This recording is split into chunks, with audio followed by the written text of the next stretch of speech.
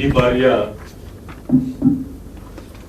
ಕೇಂದ್ರ ಸರ್ಕಾರದ ಬಜೆಟ್ 53.5 ಲಕ್ಷ ಕೋಟಿ ಅಂದಾಜು ಮಾಡಲಾಗಿದೆ. ಈ ಅಂದಾಜಿನ ಪ್ರಕಾರ ಇದು ಜನಪ್ರಿಯತೆಯನ್ನು ಗಳಿಸುವ ಬಜೆಟ್ ಆಗದೆ ಯುವ ಶಕ್ತಿ ಬಜೆಟ್ ಆಗಿದೆ. ಇಲ್ಲಿ ಯಾರನ್ನೂ ಓಲೈಕೆ ಮಾಡತಕ್ಕಂತ ಕೆಲಸವನ್ನ ನಿರ್ಮಲಾ ಸೀತಾರಾಮನ್ ರವರು ಮಾಡಿಲ್ಲ. ಯಾಕೆ ಅಂತಂದ್ರೆ ಹಿಂದಿನ ಬಜೆಟ್ ಅನ್ನ ನೋಡಿದ್ರೆ ಇಲ್ಲಿ ನಾವು ಹೇಳಬಹುದು ಯಾರನ್ನೂ ಓಲೈಕೆ ಮಾಡಿಲ್ಲ ಮತ್ತು ಆರ್ಥಿಕತೆಯ ಒಂದು ಯಥಾಸ್ಥಿತಿಯನ್ನ ಕಾಪಾಡಲಿಕ್ಕೆ ಪ್ರಯತ್ನ ಮಾಡಿದ್ದಾರೆ. ಯಾಕೆ ಅಂತಂದ್ರೆ ಟ್ಯಾಕ್ಸ್ಗಳನ್ನ ಹೆಚ್ಚಿಗೆ ಯಾವುದರ ಮೇಲೂ ಹಾಕಿಲ್ಲ. ಯುವಕರಿಗೆ ಉತ್ತೇಜನ ಕೊಡುವ ರೀತಿಯಲ್ಲಿ ಎಂಎಸ್ಎಂಇಗೆ ಬಹಳಷ್ಟು ಒತ್ತು ನೀಡಿದ್ದಾರೆ. ಯಾರು ಯುವಕರು ಕಾರ್ಖಾನೆಗಳನ್ನ ಸ್ಥಾಪಿಸತಕ್ಕಂಥವರು ಅಥವಾ ಬೇರೆ ಬೇರೆ ರೀತಿಯ ವ್ಯಾಪಾರ ಬಿಸ್ನೆಸ್ ಮಾಡತಕ್ಕಂಥವರಿಗೆ ಹೆಚ್ಚಿನ ಅವಕಾಶಗಳನ್ನ ಈಗಾಗಲೇ ಇದರಲ್ಲಿ ಕೊಡಲಾಗಿದೆ. ಉದ್ಯೋಗ ಸೃಷ್ಟಿಯೇ ಇದು ಮೂಲ ಮಂತ್ರವಾಗಿ ಎಂಎಸ್ಎಂಇಗಳನ್ನ ಉತ್ತೇಜಿಸುವ ಕೆಲಸವನ್ನ ಮಾಡಿದ್ದಾರೆ. ಇದರಲ್ಲಿ ನಮ್ಮ ಸರ್ಕಾರ ಬಂದಾಗಿಂದ ದೇಶದ ಆರ್ಥಿಕತೆ ಮತ್ತು ಬಡತನ ಯಾವಾಗ್ಲೂ ಹೇಳ್ತಿರೋದು ಗರೀಬಿ ಹಟಾವೋ.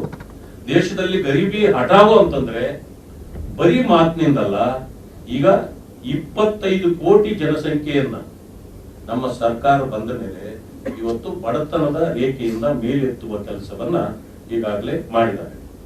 ಇದಂದ್ರೆ ವಿಕಸಿತ ಭಾರತದತ್ತ ಮೋದಿಯವರ ಸರ್ಕಾರ ದಿಟ್ಟ ಹೆಜ್ಜೆ ಅಂತ ಹೇಳ್ಬೋದು. ಯಾಕಂದ್ರೆ 2047ಕ್ಕೆ ಪ್ರಪಂಚದಲ್ಲಿ ನಮ್ಮ ಶಕ್ತಿ ಏನು ಅನ್ನೋದನ್ನ ನಾನು ತೋರಿಸಬೇಕು ಅಂತ ಹಠತೊಟ್ಟು ನಿಂತ ಮಾನ್ಯ ಪ್ರಧಾನಮಂತ್ರಿಗಳು ಈ ರೀತಿಯ ಒಂದು ದಿಟ್ಟ ಹೆಜ್ಜೆಯನ್ನ ಇಟ್ಟಿರ್ತಕ್ಕಂಥದ್ದನ್ನ ನಾವು ಗಮನಿಸಬಹುದು.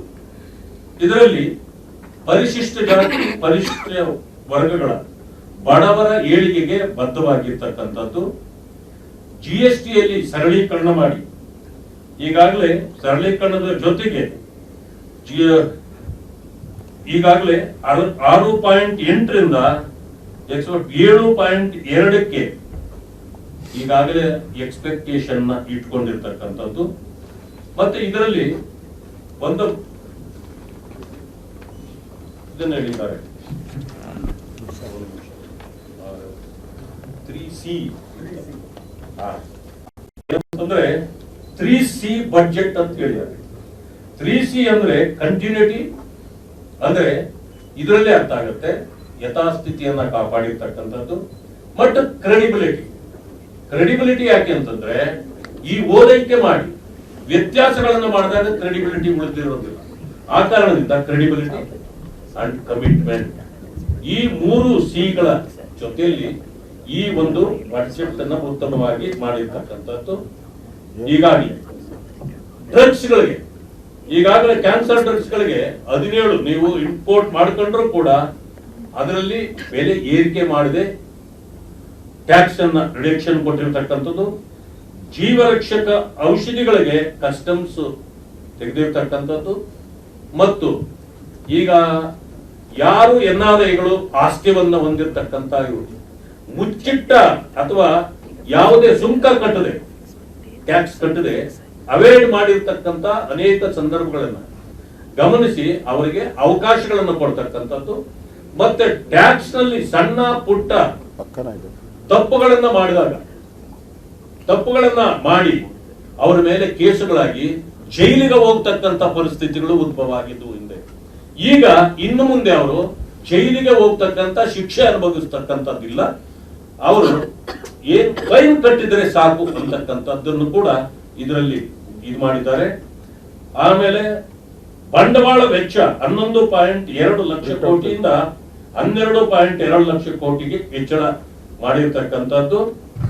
ಆಮೇಲೆ ಪ್ರತಿ ಜಿಲ್ಲೆಯಲ್ಲಿ ಮಹಿಳಾ ವಸತಿ ನಿಲಯಗಳನ್ನ ತೆಗೀತಕ್ಕಂತ ಅನೇಕ ಈ ರೀತಿ, ಮತ್ತೆ ಜವಳಿ ಟೆಕ್ಸ್ಟೈಲ್ ಇದಕ್ಕೆ ಒತ್ತು ಕೊಡ್ತಕ್ಕಂಥದ್ದು. ಮಹಾತ್ಮ ಗಾಂಧಿಯವರ ಹೆಸರಿನ ಅಡಿಯಲ್ಲಿ ಖಾದಿ ಉತ್ಪಾದನೆ ಮತ್ತು ಅದಕ್ಕೆ ಪ್ರೋತ್ಸಾಹ ಕೊಡ್ತಕ್ಕಂಥದ್ದು. ಕಾಂಗ್ರೆಸ್ನವರು ಹೇಳ್ತಿದ್ರಲ್ಲ, ಗಾಂಧೀಜಿಯವರನ್ನ ಗೌರವಿಸೋದೇ ಇಲ್ಲ ಅಂತ. ಇಲ್ಲಿ ಗಾಂಧಿಯವರಿಗೆ ಸಂಬಂಧಪಟ್ಟದ್ದು ಯಾವುದು ಅಂದ್ರೆ ಖಾದಿಯನ್ನು ಗೌರವಿಸಿದ್ರೆ ಮಹಾತ್ಮ ಗಾಂಧಿಯವರನ್ನ ಗೌರವಿಸಿದಂತೆ. ಹೀಗೆ ಹಲವಾರು ರೀತಿಯ ಕಾರ್ಯಗಳನ್ನ ಇವತ್ತಿನ ಈ ಬಜೆಟ್ ನಲ್ಲಿ ನಾವು ಕಾಣಬಹುದು. ಒಟ್ಟಾರೆ ಇದು ಜನಸಾಮಾನ್ಯರಿಗೆ ಉತ್ತಮವಾದ ಬಜೆಟ್ ಅಂತೇಳಿ ಹೇಳ್ತಕ್ಕಂಥದ್ದು. ಅದು ಜೊತೆಗೆ ರೈತರಿಗೂ ಕೂಡ ಉತ್ತಮ ಪ್ರೋತ್ಸಾಹವನ್ನ ಕೊಟ್ಟಿದ್ದಾರೆ.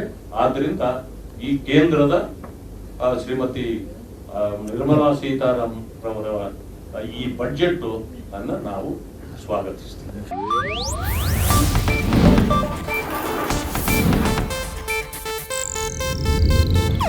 ಇದು ಏಷ್ಯಾನೆಟ್ ನ್ಯೂಸ್ ನೆಟ್ವರ್ಕ್ ಪ್ರಸ್ತುತಿ.